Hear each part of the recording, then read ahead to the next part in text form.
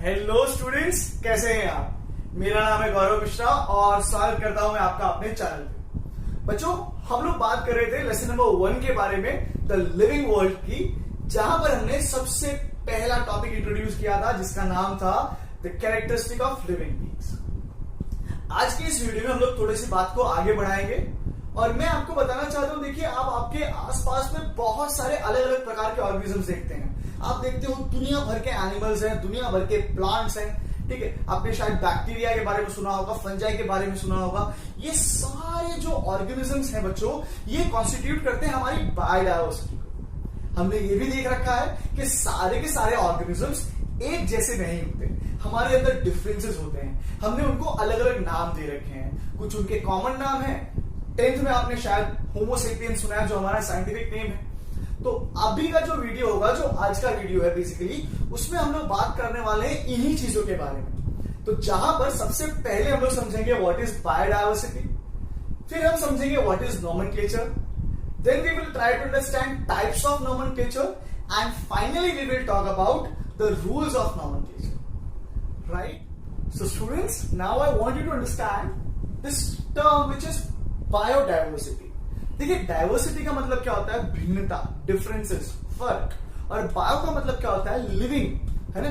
तो living individuals में आपको बहुत अलग अलग तरह की वेराइटीज देखने मिलती हैं, उसे कहा जाएगा biodiversity. So you see the number and the types of organisms present on earth can be referred to as a biodiversity. हमारी धरती पर जितने भी ऑर्गेनिजम्स हैं, है ना, उनकी संख्या और उनकी वेराइटीज, उन सभी को कलेक्टिवली बोल सकते हैं हम लोग बायोडायवर्सिटी। अब तक till date we have approximately 1.7 to 1.8 million species being described so far. अभी तक तकरीबन हमारे पास 1.7 मिलियन, 1 मिलियन का मतलब था 10 लाख, तो लगभग 17 लाख से 18 लाख स्पीशीज अभी तक डिस्क्राइब हो चुकी है। तो बायोलॉजी की एक सबसे बड़ी स्पेशलिटी ये है कि हमारे पास अभी भी इतने सारे ऑर्गेनिजम्स हैं ढूंढने के लिए। तो हो सकता है कि शायद आप में से कोई एक महान ऐसा व्यक्ति निकले जो कुछ नई स्पीशीज का डिस्कवरी करे, राइट। तो ये जो स्पीशीज टर्म है, इसमें मैं आता हूं, आपका ध्यान खींचना चाहूंगा। स्पीशीज का मतलब क्या होता है यार? वी आर अ स्पीशीज, हम इंसान हैं। मैं एज अ गौरव मिश्रा, आप एज अ स्टूडेंट, ठीक है, हम सब इंसान हैं। We are a species. What does this species mean? और ये स्पीशीज किसने टर्म दिया? तो अगर आप स्पीशीज की बात करते हो, तो species is basically a group of organism, a group of organisms having maximum similarities and least similarities and least differences.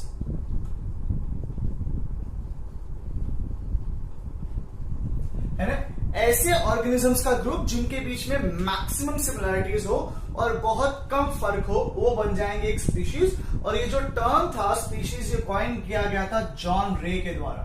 बहुत काम का नाम है, जॉन रे coin the term species, right. Now एक बात समझो, जैसे आपके पास कोई स्पीशीज हो गई, ठीक है, एक स्पीशीज है, जैसे मान लो कुत्ते की ही बात करते हैं, हम डॉग की बात करते हैं, तो हमारे हिंदी भाषा में उसे कुत्ता कह रहे हैं, इंग्लिश में it is called as a dog, ठीक है, बंगाली में शायद उसको कुकुर कहते हैं। वही अगर संस्कृत में आप बात करो तो it is referred as a swan. Gujarati people would call it as कुतरू, आई गेस, राइट। सो एक ही इंडिविजुअल के बहुत अलग अलग, बहुत सारे अलग अलग नाम, और ये केवल इंडिया में है। मैं तो खाली 4-5 भाषा जो मुझे आती थी उसके बारे में बात करी, ठीक है। तो ऐसा हो सकता था यार कि अगर रिसर्च पर्पस के लिए भी गो टू डिफरेंट कंट्री, तो हम वहां पे कुत्ता कुत्ता कुत्ता करते रहे, और वहां पर जो दूसरा व्यक्ति रहेगा, फॉर देम कुत्ता इज लाइक, उनको पता ही नहीं कुत्ता होता क्या है, तो बड़ी समस्या हो जाती। तो हमने क्या करना था, हमने एक यूनिफॉर्म नाम रख के रखना था जो पूरी दुनिया में बोला जाए, एक साइंटिफिक नेम रखना था, एक कॉमन नेम रखना था जो साइंटिफिक कम्युनिटी के लिए बड़ा आसान कर देता है इस काम को, कि भैया हम जब किसी ऑर्गेनिज्म का नाम लेते, तो अगर उस बंदे का साइंटिफिक बैकग्राउंड और थोड़ा बहुत बायो का नॉलेज है उसे, तो वो समझ सकता था कि हम किसकी बात कर रहे हैं। जैसे मैं आज होमो सेपियंस की बात करता हूं, तो होमो सेपियंस बोलते ही मेरे दिमाग की घंटी जल जाती है कि किसकी बात हो रही है? इंसानों की बात हो रही है। तो वो जो प्रोसेस था जहां पर हम साइंटिफिक नेम देते थे, उसे कहा जाता है नॉमेनक्लेचर, और ये बहुत जरूरी है। ठीक है, नॉमेनक्लेचर। तो nomenclature is basically the scientific process of naming the organism. ठीक है, अब ये नेमिंग करने के लिए हमारे पास सेट ऑफ रूल्स होते हैं जिसके बारे में आगे डिस्कशन करते हैं हम लोग। ठीक है, अब देखो जो नॉमेनक्लेचर है वो दो तरीके का होता है, एक होता है वर्नाक्युलर नेम और दूसरा होता है साइंटिफिक नेम। इसमें नाम दे रहे हैं ना हम लोग, तो नाम दो प्रकार के हो सकते हैं, एक होते हैं वर्नाक्युलर नेम और दूसरे होते हैं scientific name. So when I से वर्नाक्युलर नेम, वर्नाक्युलर नेम का मतलब क्या, दूसरा नाम है इसका कॉमन नेम। कॉमन नेम, ये जो कॉमन नेम है ये क्या है ना, किसी भी फीचर के ऊपर से दे दिया जाता है। ठीक है, it is the name given in a particular region for a particular plants या फिर एनिमल्स। किसी एक जगह पर किसी प्लांट को या किसी एनिमल को जो लोकल नाम दिया जाता है, जो लोकल नेम, जैसे तुलसी हो गई। ठीक है, तुलसी एक लोकल नेम है, वो तुलसी के पौधे के लिए लोकल नेम लिया गया है। ठीक है, नीम है, नीम एक कॉमन नेम है। गधा है, दैट्स अ कॉमन नेम। ये सब कॉमन नेम है, लोकल भाषा में से यूज किया जाता है। ठीक है, स्पेसिफिकली हम लोग जब बात करेंगे एक ऐसा नाम जो पूरी दुनिया में यूज किया जाएगा, तो that is a scientific name. That is a scientific name. And scientific name जो है वो दिया जाता है क्या, सेट ऑफ रूल्स को फॉलो करके। ठीक है, सेट ऑफ गाइडलाइंस दी जाती है। ठीक है, तो it is given by using sets of rules and guidelines, right? So we have these two institutes, namely ICBN and ICZN, जो responsible होते हैं nomenclature के लिए, जो set of rules and set of guidelines provide करते हैं nomenclature के लिए। तो ICBN basically stands for International Code of Botanical Nomenclature, responsible for providing name to the plants। As you can relate, botanical है, botanical का मतलब होता है जो प्लांट के साथ एसोसिएटेड होते हैं। Then you have ICZN, International Code of Zoological Nomenclature। ठीक है, ICZN मतलब International Code of Zoological Nomenclature, and since this is zoology, it would be responsible for naming of the animals, right? Okay, ICBACN, international code of bacterial nomenclature. ये bacteria को नाम देते होंगे। उसी तरीके से मेरे पास आ जाता है ICVN। ICVN का मतलब क्या हो गया, international code of viral nomenclature, मतलब ये नाम दिया करते होंगे हमारे वायरसेस को। इसके अलावा हमारे पास आता है ICNCP, जिसका फुल फॉर्म है international code of nomenclature for cultivable plant. है ना, हम जो प्लांट्स हमारे फील्ड में उगाते हैं उनके लिए भी नॉमेनक्लेचर दिया जाता है, उनके लिए भी नाम दिए जाते हैं, और वो नाम प्रोवाइड किया जाता है international code of nomenclature for cultivable plants. So what I want you to do is for a while pause the video और फटाफट से इसकी नोट्स बनाइए। आगे बढ़ते हैं और समझाते हैं हम आपको नॉमेनक्लेचर के बारे में और विस्तार से। So students, what you can see here is the brief classification of nomenclature. अभी हमने देखा था नॉमेनक्लेचर होता क्या है, यहां हम देखने वाले नॉमेनक्लेचर के टाइप्स। नॉमेनक्लेचर जो बच्चों वो तीन टाइप का होता है। First is polynomial, second is trinomial and the third one is binomial. चलिए स्टार्ट करते हैं, तीनों ही के बारे में डिस्कशन होगा। सबसे पहले बात कर रहे हैं पोलिनोमियल नॉमेनक्लेचर के बारे में। अगर आप पोलिनोमियल नॉमेनक्लेचर की बात करते हैं तो the very first attempt for nomenclature was done in the form of polynomial nomenclature. Nomenclature या फिर नामकरण की जो सबसे पहली प्रक्रिया थी, जो सबसे पहला स्टेप लिया गया था, ये सबसे पहला जो फाउंडेशन ऑफ नॉमेनक्लेचर किया गया था, वो किया गया था in the form of polynomial nomenclature. क्या होता है इसके अंदर? इसके अंदर the name consist of number of words that incorporates the characteristics of organism. Organism का नाम तो रहेगा, उसके अलावा उसके जो कैरेक्टर्स है वो भी हम नाम के साथ ही बता देंगे। जैसे हमारा नाम है गौरव अनिल कुमार मिश्रा, तो यहां पर गौरव हमारा नाम, अनिल कुमार वो हमारे पिताजी का नाम है, और मिश्रा हमारी सरनेम है जो क्या बता रही है कि हम ब्राह्मण हैं। You understand? मिश्रा समझते ही, मिश्रा पढ़ते ही समझ में आ गया क्या ब्राह्मण वो मेरे कैरेक्टर बता रहा है। वैसे यहां पर हम क्या करेंगे, नाम के साथ में उसके जो भी कैरेक्टर होंगे वो ऐड कर देंगे। समझे बात? तो देखो एक एग्जाम्पल है हमारे पास, थोड़ा बड़ा सा एग्जाम्पल है, तो ध्यान रखना है। कैरियोफाइलम सैक्सेटिलिस फॉलिस ग्रामियस एम्बेलाटिस कॉरिम्बस, ये साइंटिफिक नेम है इसका, हमें याद नहीं रखना है। ये पहला एक नाम जो था, साइंटिफिक नेम दिया गया था, इसका मतलब क्या होता है? देखो नाम तो इतना ही है, कैरियोफाइलम सेक्सेटलिस, नाम तो इतना ही है, उसके आगे ये जो है ये उसके कैरेक्टर्स। इसका मतलब क्या होता है? इसका मतलब होता है caryophyllum growing on rocks having grass like leaves and umbel corymb flowers, ये इसका पूरा मतलब होता है। नाम तो सिर्फ कैरियोफाइलम ही है, समझे बात आप? अब इतना बड़ा नाम यार याद कैसे रखेगा कोई? कैरेक्टर्स पता चल जाएंगे वो तो अच्छा, बट इतना बड़ा नाम याद कैसे रख पाएगा कोई?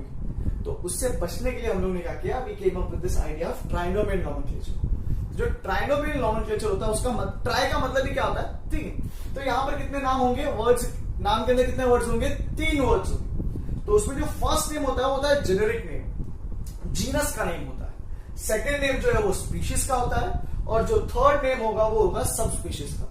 ठीक है, तो जैसे हमारे पास एक एग्जांपल आ रहा है ब्यूटियो जमाइसेंसिस बोरियलिस, हमारे पास एक एग्जांपल आ रहा है ब्यूटियो जमाइसेंसिस बोरियलिस।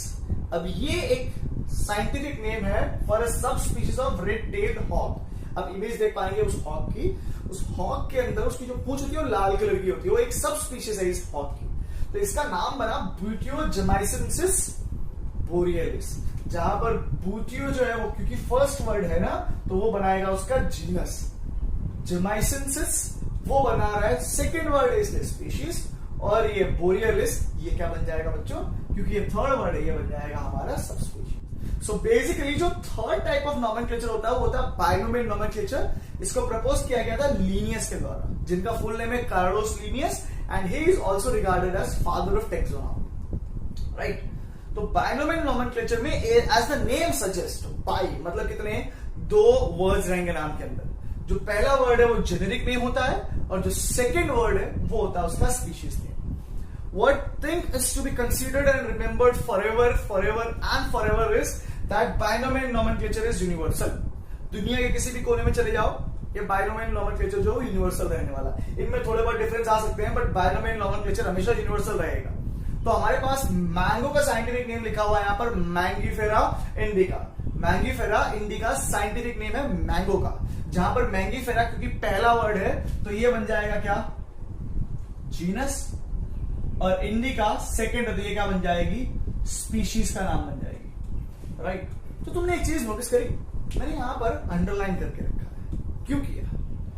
क्यों अंडरलाइन किया मैंने? क्योंकि हमारे पास सेट ऑफ रूल्स है, नोमेनक्लेचर के कुछ रूल्स हैं, वो रूल्स के अकॉर्डिंगली नाम लिखा जाता है। तो देखो हमारे पास रूल्स हैं, सबसे पहले समझो। फर्स्ट रूल क्या है? Name consist of 2 words. Binomial nomenclature के रूल समझ रहे हैं ना? तो नेम कंसिस्ट ऑफ 2 वर्ड्स, जहां पर जो फर्स्ट वर्ड होता है वो हमेशा हमेशा जीनस को रिप्रेजेंट करता है, और जो सेकेंड वर्ड होता है वो हमेशा रिप्रेजेंट करता है बच्चों स्पीशीज को, राइट? सेकेंड रूल, जब भी आप साइंटिफिक नेम लिख रहे हो तो जो जेनेरिक नेम होता है या जो पहला वर्ड होगा जीनस का, फर्स्ट लेटर वो हमेशा आपको लिखना है कैपिटल में।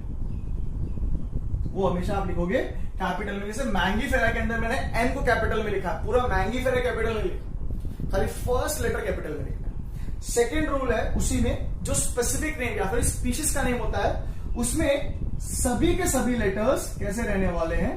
All letters must be small. तो जैसे यहां पर हो गया इंडिका, इंडिका पूरा का पूरा छोटा है, कोई बड़ा कोई छोटा नहीं करना है। ऐसा नहीं कि रैंडमली किसी को बड़ा कर दो किसी को छोटा कर दो, बड़ा खाली जीनस का पहला लेटर रहेगा, उसके अलावा सभी छोटे रहने वाले। ठीक। थर्ड रूल है, जब आप कंप्यूटर में लिख रहे हो, जब आप टाइप कर रहे हो, तो आपने देखा होगा टाइप करते तो ऊपर वो फॉन्ट जो होते हैं उसमें लिखा रहेगा बोल्ड, इटैलिक्स, अंडरलाइन। जब आप कंप्यूटर में लिखेगा तो उसको इटैलिक्स में लिखना है। जब कंप्यूटर में लिखोगे तो इटैलिक्स में लिखोगे, और जब हाथ से लिखने वाले हो तो उसके नीचे अंडरलाइन कर दोगे। और अंडरलाइन जब करोगे तो ये दोनों नाम एक ही साथ नहीं आने चाहिए, ठीक है? इन दोनों के बीच में ये गैप होना चाहिए, कंटिन्यूअस लाइन नहीं होनी चाहिए। ये दोनों स्प्लिट लाइंस के द्वारा एक दूसरे को सिग्निफाई करेंगे। ठीक है, जो फोर्थ लॉ है या फिर फोर्थ रूल है वो क्या है? The names are derived from the Latin language. ठीक है, हमेशा हमेशा हमेशा किसी बायोलॉजिकल नाम को जब आप यूज करोगे या नाम आप दोगे तो आपको लैटिन भाषा का यूज करना है। ऐसा नहीं कि भैया आप संस्कृत भाषा ले लोगे, आप हिंदी भाषा ले लोगे, आप गुजराती ले लोगे, आप इंग्लिश ले लोगे, ऐसा नहीं है। इंग्लिश तो खुद उधार पे चल रही है। इंग्लिश ने सारे के सारे ज्यादातर जो वर्ड्स ले रखे हैं वो सब दूसरे भाषा से उठाए हैं उसको। तो लैटिन हम लोग यूज करने वाले हैं। The purpose of using Latin language is that it is a dead language. आज के समय पे लैटिन भाषा में शायद ही कोई दुनिया में बात करता होगा, तो क्योंकि ये डेड लैंग्वेज है, इसके अंदर बहुत ज्यादा चेंज आने वाला नहीं है। तो हम क्या करेंगे, इस लैटिन लैंग्वेज को यूज करेंगे बायोलॉजी में जब भी नाम देना होगा तब। ठीक है बच्चों, तो ये जो बात करिए ये बात करिए हमने नॉमेनक्लेचर के बारे में। So students, that is it in this video. I hope आपको ये वीडियो समझ में आया होगा। If that is the case, please hit the like button. You can share the video with your friend, and also if you feel कि channel future में आपके लिए यूजफुल हो सकता है तो you can definitely subscribe to it। साथ ही साथ नीचे एक घंटी जैसा बटन भी दिख रहा होगा, वो भी आप दबा दें ताकि फ्यूचर में जब भी कोई वीडियो अपलोड हो हमारे चैनल पर you get a notification and you can go through that video। मिलते हैं अगले वीडियो में, तब तक के लिए अपना बहुत ध्यान रखें, घर पे रहें, stay safe and